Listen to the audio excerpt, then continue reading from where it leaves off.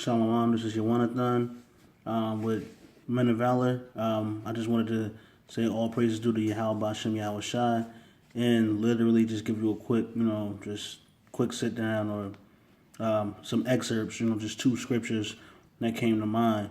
Because, besides the truth or even in the truth, I should say, we all live and deal with trying times. We all got our own, personal issues, whether it be family, money, women, children, whatever the case may be.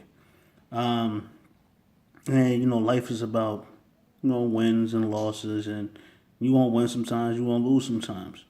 And, everything is about, how you react to losing, I should say. So I just wanted to just bring up some scriptures. Pardon me for moving the camera. I'm like checking something out also. But yeah, so I just wanted to bring out three scriptures really quickly. First, starting with Ecclesiasticus chapter 2, verse 4. So whatsoever is brought upon thee, take cheerfully, and be patient when thou art changed to a low estate. So it's saying, and I know it may be difficult for some people to grasp that concept, but it's saying like when shit happens to you, when stuff happens to you, whether it be negative, positive, but specifically, because it said change to a low estate, it says take it cheerfully. It's like, man, just take your ass whooping, take your punishment, and be happy about it. Because at the end of the day, your punishment now is nothing. That's why they call it a light affliction. Actually, I might want to add that as well. But yeah, your punishment now is a light affliction compared to what it may be, later. So take it cheerfully. That don't mean that it ain't hell. It don't mean that it ain't going, it ain't going to hurt or that you want to deal with it. But nonetheless, we here, and rather than complaining or just losing your mind about it, man, he's saying take it cheerfully. So that's Ecclesiasticus. Then next, I just wanted to bring another scripture, just for encouragement, and just to kind of follow up with that. 2 Corinthians chapter 4, verse 17 and 18. For our light affliction, which is but for a moment, worketh for us a far more exceeding and eternal weight of glory. While we look not at the things which are seen, but the things that are not seen. For the things which are seen are temporal, but the things that are not seen is eternal. My apologies. So, pretty much that's going to what I was going to a moment ago, where it's for a moment, and yeah, I mean when you think about it, a day with the Lord is 1,000 years, if I'm not mistaken. So, it seems like forever, and it feel like it's going to, you're just enduring this, and it's just like, when is this going to stop? But it's saying that, scriptures are saying that, it's a light affliction, and it's just for a moment. Because we're looking at forever, we're looking for eternity, we're looking for, eternal dominion. And with that, it comes a lot of sacrifice and a lot of pain, a lot of loss, a lot of down, more downs than ups. I would assume at least, But nonetheless, you're here, still fighting. Now, it also says, while we look not at the things that are seen. So the things that we see, family, women, cars, clothes, whatever, whatever you like.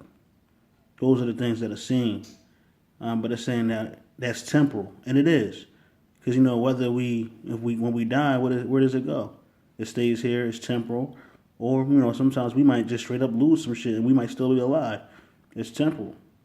Man, it's millionaires that's living on the street. It's temporal. But the things that are not seen are eternal.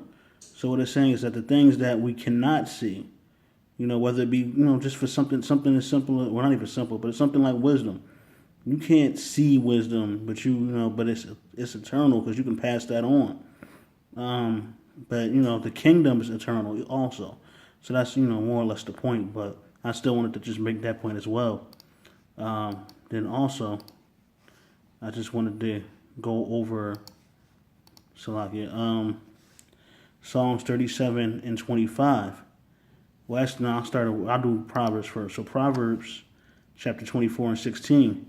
For a just man falleth 7 times and riseth up again, but the wicked shall fall into mischief. So again, it's just saying, you're going to fall. Don't like count on it. It's going to happen, man. It might happen when you at the height, like everything going good. That's usually when it happens. So you going to fall. Just believe it. You're going to fall. But it says that a just man will rise up, and the wicked shall fall into mischief. Now, don't get it twisted, man. We all got our demons. We all got our issues. So, stuff happens, But try not to let it overcome you. That's one thing. And then I just wanted to close it out with Psalms 37:25.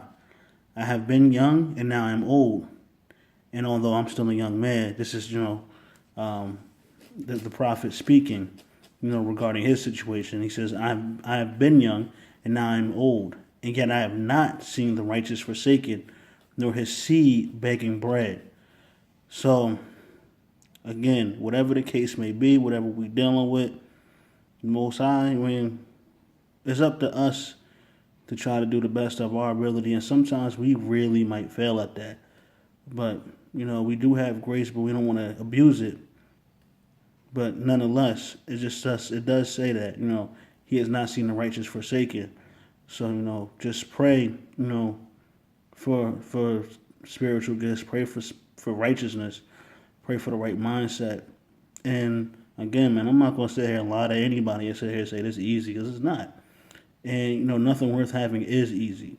And as long as you brothers just know that, just take that from this, from this quite quick sit down. With that said, all praise is due to Yahweh Bashem Yahushai. Shalom.